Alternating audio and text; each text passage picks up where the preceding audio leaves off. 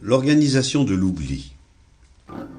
L'historiographie dominante occulte la philosophie athée. Outre l'oubli pur et simple de l'abbé Meslier, vaguement cité comme une curiosité, un oxymore d'école, un prêtre mécréant, quand on lui fait l'honneur d'une mention, en passant, on cherche en vain les preuves et les traces d'un travail digne de ce nom autour des figures du matérialisme français, par exemple. La Métrie, le furieux jubilatoire, Don Deschamps, l'inventeur d'un hégélianisme communaliste, d'Holbach, l'imprécateur de Dieu, Helvétius, le matérialiste voluptueux, Sylvain Maréchal et son dictionnaire des athées, mais aussi les idéologues Cabanis, Volney ou d'Estude de Tracy, habituellement passés sous silence, alors que la bibliographie de l'idéalisme allemand déborde de titres, travaux et recherches. Exemple. Le travail du baron d'Holbach n'existe pas dans l'université. Pas d'édition savante ou scientifique chez un éditeur philosophique ayant pignon sur rue. Pas de travaux, de thèses ou de recherches actuelles d'un professeur prescripteur dans l'institution. Pas d'ouvrage en collection de poche, évidemment encore moins en Pléiade. Quand Rousseau, Voltaire, Kant ou Montesquieu disposent de leurs éditions. Pas de cours ou de séminaires consacrés au démontage et à la diffusion de sa pensée. Pas une seule biographie. C'est affligeant ceci.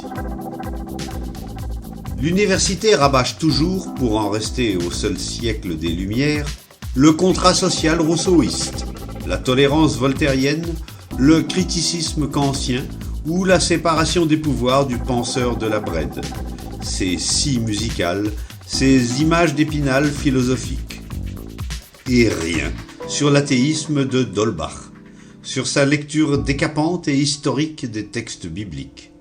Rien sur la critique de la théocratie chrétienne, de la collusion de l'État et de l'Église, sur la nécessité d'une séparation des deux instances. Rien sur l'autonomisation de l'éthique et du religieux. Rien sur le démontage des fables catholiques. Rien sur le comparatisme des religions. Rien sur les critiques faites sur son travail par Rousseau, Diderot, Voltaire et la clique déiste prétendument éclairée. Rien sur le concept d'éthocratie ou la possibilité d'une morale post-chrétienne. Rien sur le pouvoir de la science utile pour combattre la croyance. Rien sur la généalogie physiologique de la pensée.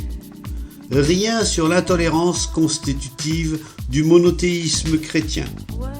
Rien sur la nécessaire soumission de la politique à l'éthique.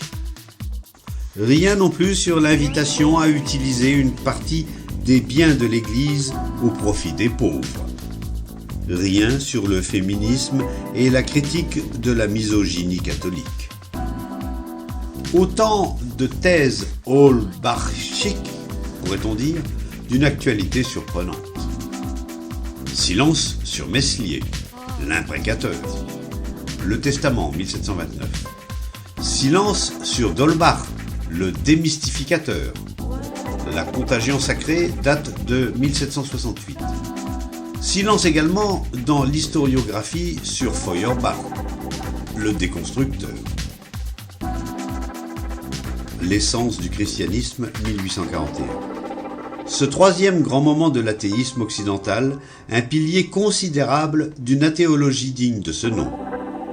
Car Ludwig Feuerbach propose une explication de ce qu'est Dieu.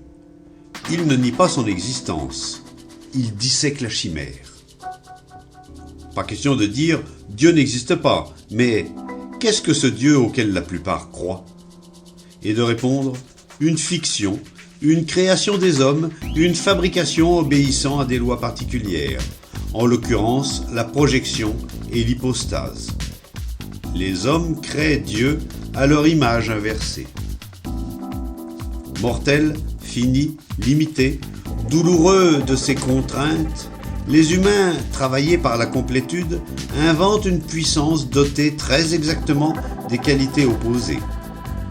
Avec leurs défauts retournés comme les doigts d'une paire de gants, Il fabrique les qualités devant lesquelles il s'agenouille, puis se prosterne. Je suis mortel? Dieu est immortel. Je suis fini? Dieu est infini. Je suis limité? Dieu est illimité. Je ne sais pas tout? Dieu est omniscient. Je ne peux pas tout? Dieu est omnipotent. Je ne suis pas doué du talent d'ubiquité? Dieu est omniprésent. Je suis créé? Dieu est incréé. Je suis faible? Dieu incarne la toute-puissance. Je suis sur terre? Dieu est au ciel. Je suis imparfait? Dieu est parfait. Je ne suis rien? Dieu est tout, etc. La religion devient donc la pratique d'aliénation par excellence. Elle suppose la coupure de l'homme avec lui-même et la création d'un monde imaginaire dans lequel la vérité se trouve fictivement investie. La théologie, affirme Feuerbach, est une pathologie psychique, à quoi il oppose son anthropologie appuyée sur un genre de chimie analytique. Non sans humour, il invite à une hydrothérapie pneumatique, utiliser l'eau froide de la raison naturelle contre les chaleurs et vapeurs religieuses, notamment chrétiennes. Malgré cet immense chantier philosophique, Feuerbach demeure un grand oublié de l'histoire de la philosophie dominante. Certes, son nom apparaît parfois, mais parce qu'au temps de la splendeur d'Althusser, le caïman de Normalsup avait jeté son dévolu sur lui comme maillon hegelien utile pour vendre son jeune Marx et sa lecture des manuscrits de 1844, puis de l'idéologie allemande. Ce furent moins des occasions pour Althusser de préparer le grand soir que l'oral d'agrégation de philosophie de ses élèves en 1967. Le génie propre de Feuerbach disparaît sous les considérations utilitaires du professeur. Parfois, l'oubli pur et simple vaut mieux que le malentendu ou la mauvaise et fausse réputation durable.